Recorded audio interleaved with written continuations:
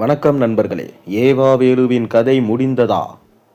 கடந்த 2022ஆம் ஆண்டு திமுக ஆட்சியில் நெடுஞ்சாலைத்துறை அமைச்சராக ஏவாவேலு இருந்தபோது திருப்பூர் மற்றும் கரூர் ஆகிய மாவட்டங்களில் சாலை அமைக்கும் பணிகளை செய்யாமலே ஒப்பந்ததாரர்களுக்கு பல கோடி ரூபாய் பணம் விடுவிக்கப்பட்டதா அறப்போர் இயக்கம் அமைப்பு ஊழல் புகார் அளித்தது. இந்த புகாரின் அடிப்படையில் தமிழ்நாடு லஞ்ச ஒழிப்புத்துறை ஏவாவேலு மற்றும் அதிகாரிகள் மீது வழக்கு பதிவு செய்து அவருக்கு தொடர்புடைய இடங்களில் அண்மையில் சோதனையை நடத்தியது. இந்த வழக்கு தொடர்பாக விசாரணைக்கு ஆஜராகும்படி கடந்த ஜூன் 30 அன்று அவருக்கு சம்மன் அனுப்பப்பட்டது. ஆனால் அவர் அதற்கு முன்பாகவே மருத்துவ சிகிச்சைக்காக சிங்கப்பூர் சென்று விட்டதால விசாரணைக்கு ஆஜராகலை.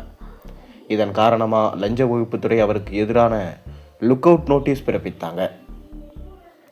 தனக்கு எதிரான வழக்கு மற்றும் லுக் அவுட் நோட்டீஸை ரத்து செய்ய கோரி ஏவாவேலு சென்னை உயர்நீதிமன்றத்தில் மனு தாக்கல் செஞ்சார்.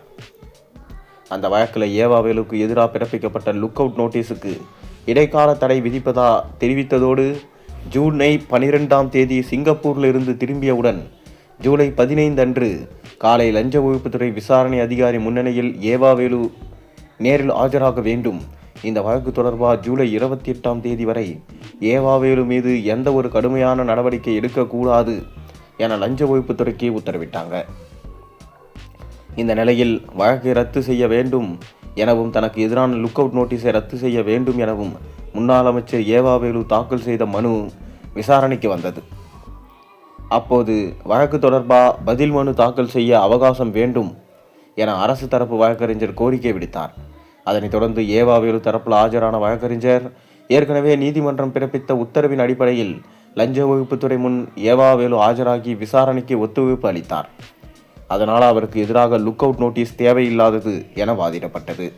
இருதரப்பு வாதங்களை கேட்ட நீதிபதி லஞ்ச ஒழிப்புத்துறை கோரிக்கையை ஏற்று பதில் மனு தாக்கல் செய்ய ஆகஸ்ட் 14ஆம் தேதி வரை கால அவகாசம் வழங்கி உத்தரவிட்டார். மேலும் இந்த வழக்கு தொடர்பாக ஏவாவேலுவுக்கு லஞ்ச ஒழிப்புத்துறை சம்மன் அனுப்பி விசாரிக்கலாம் எனவும் இந்த வழக்கு தொடர்பாக அவருக்கு எதிரான கடும் நடவடிக்கை எடுக்கக்கூடாது எனவும் உத்தரவிட்டார். அது மட்டுமில்லாமல் ஏவாவேலுவுக்கு எதிராக பிறப்பிக்கப்பட்ட லுக் அவுட் நோட்டீஸை ரத்து செய்வதாகவும் அவர் வெளிநாடு செல்ல வேண்டுமென்றா கீழமை நீதிமன்றங்கள் அனுமதி பெற வேண்டும் என உத்தரவிட்டார். இதற்கிடையில் ஏவாவேலு தாக்கல் செய்த மனுவுக்கு எதிர்ப்பு தெரிவித்து அறப்போர் இயக்கம் சார்பில் இடையீடு மனு தாக்கல் செய்யப்பட்டது. இந்த மனுவை ஏற்றுக்கொண்ட நீதிபதி அதற்கு பதிலளிக்க வேண்டும் என ஏவாவேலு தரப்புக்கு தற்போது உத்தரவிட்டிருக்காங்க.